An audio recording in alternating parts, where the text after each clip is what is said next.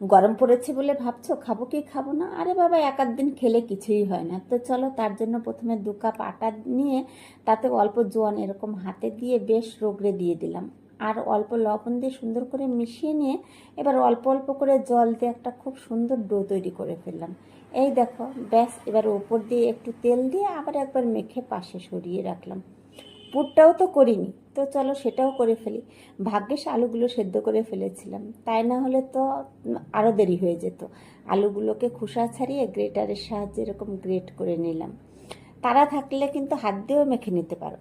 এবার তাতে একে একে দেবো লবণ, 1/4 চামচ গোলমরিচ গুঁড়ো, 1 চামচ চিলি ফ্লেক্স, 1 চামচ জিরে গুঁড়ো, 1 চামচ হলুদ গুঁড়ো, সামান্য গরম মশলা গুঁড়ো, 2 চামচ আমচুর পাউডার, 1 চামচ বাটার, 2টো পেঁয়াজ কুচি, 1 চামচ আদা বাটা আর অল্প ধনেপাতা কুচি দিয়ে সব মিশিয়ে এবারে পুরটা করে নিয়েছি।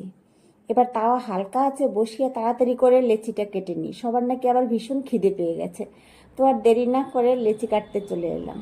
এই দেখো, এবার হাতের সাহায্যে সুন্দর করে ঘুরিয়ে ঘুরিয়ে দেখো বাটির মতো এরকম শেপ করে নিয়েছি।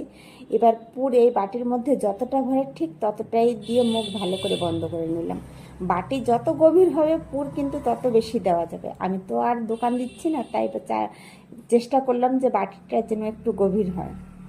ব্যাস, আর কিছুই না। এবার রুটির মতো বেলে নিয়ে যা, তাওয়া বোধহয় বেশি গরম হয়ে গেল, তোমাদের সঙ্গে কথা বলতে বলতে দেরি হয়ে গেল। পরোটাটা একটু মোটা হবে, তাওয়ায় দিয়ে অল্প অল্প করে তেল দিয়ে 2 পিঠ এরকম সুন্দর করে সেঁকে নামিয়ে নিলাম। ব্যাস, আলুর পরোটা আমার রেডি। আলুর পরোটা সাধারণত চাটনির সঙ্গেই ভালো লাগে, কিন্তু যেহেতু আমি মেটের চচ্চড়ি করেছিলাম তাই মেটের চচ্চড়ি দিয়েই খেলাম, তবে ধনেপাতা চাটনিও ছিল।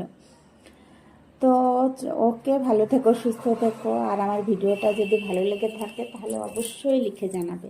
আর একবার এরকম আলুর পরোটা করে খেয়ে দেখো, অসাধারণ লাগে খেতে। ওকে, বাই।